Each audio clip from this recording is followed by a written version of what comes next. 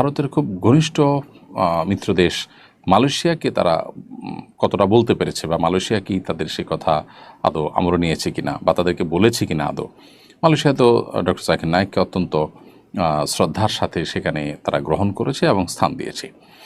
তো এখান থেকে পরিষ্কারভাবে বোঝা যায় যে বাংলাদেশ দীর্ঘদিন পর্যন্ত যেন তো জানু পররাষ্ট্রনীতি বাংলাদেশে চর্চা হয়ে আসছে, এই রকম আবদার করাটা সেটারই ফলশ্রুতি।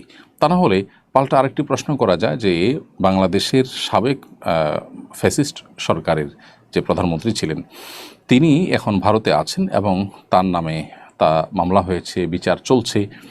ভারতের কি উচিত না তাকে বাংলাদেশের হাতে তুলে দেওয়া? বাংলাদেশের হাতে তুলে দেওয়ার সে কাজটি ভারত করেছে, অথচ তারা জাকির নায়েকের মতো একজন দায়ী মাজলুম, যার প্রতি অন্যায় অবিচার ভারত সরকার করেছে দীর্ঘদিন পর্যন্ত, তারা সে অন্যায় করবার আবদার আবার বাংলাদেশের কাছে করেছে। এটি খুবই হাস্যকর এবং